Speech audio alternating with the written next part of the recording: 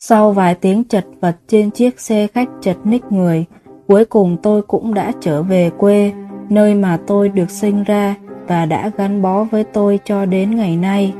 Lần này tôi chỉ về quê được có 3 ngày, và sau đó tôi sẽ lại trở lên thành phố để tiếp tục công việc. Khi bước xuống khỏi xe, mùi lúa thơm ngát từ cánh đồng đã dẫn tôi đến căn nhà của ông bà tôi, một căn nhà giản dị và hoài cổ đến lạ thường. Tôi bước vào nhà, cửa không khóa. Có lẽ ông bà đã biết tôi sắp về nên mới để cửa mở đây mà. Tôi vội ngồi xuống ghế rót miếng nước để uống. Tôi đã theo ba mẹ lên thành phố sinh sống hồi mới 13. Tuy thế, tôi vẫn có rất nhiều kỷ niệm với ngôi nhà này. Nó không khác xưa là bao.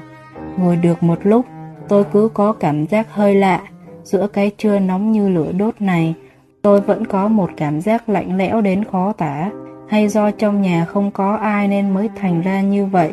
Đang ngồi thẫn thờ thì một bàn tay lạnh ngắt che lấy mắt tôi, và sau đó là một giọng nói rất nhỏ nhẹ phát ra từ sau lưng tôi. Tôi chẳng kịp chờ cho người đó nói gì thêm nữa. Trong lòng tôi bây giờ là một niềm hạnh phúc, và những kỷ niệm vui vẻ cứ thế mà ùa về. Tôi thốt lên tên của người đó, Chi Mộng. Chi Mộng là người em họ rất thân của tôi. Chúng tôi đã chơi với nhau từ lúc tôi còn rất nhỏ. Tôi vẫn nhớ cái ngày ấy, lúc tôi lên thành phố cùng ba mẹ, Chi Mộng đã không đến đón tôi. Chúng tôi cùng vui vẻ nói chuyện với nhau đến khi trời sẩm tối. Lúc ông bà đi cấy lúa về thì Chi Mộng lại không thấy đâu.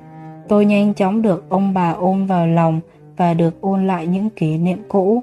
Sau đó, chúng tôi cùng nhau đi khấn vái mộ của những người đã mất trong gia đình.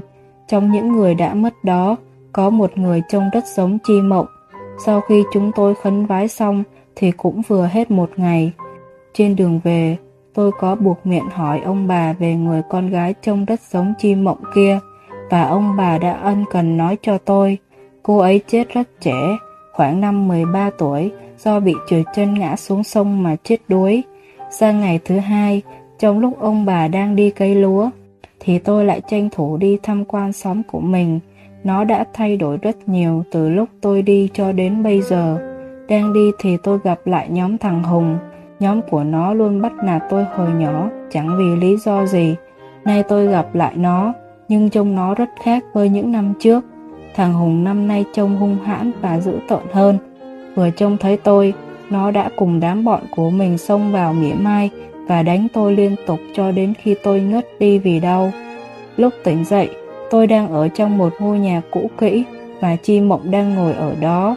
Cô ấy chỉ im lặng nhìn tôi, rồi đôi khi lại muốn nói điều gì đó nhưng lại thôi.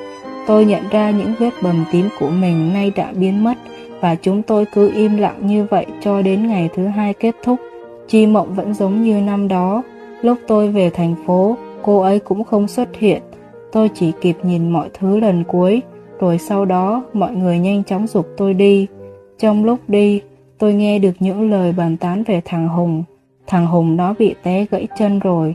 Tối qua, nó làm gì đó rồi nhậu say tí bỉ. Lúc đi ngang qua cây cầu thì bị trượt chân té.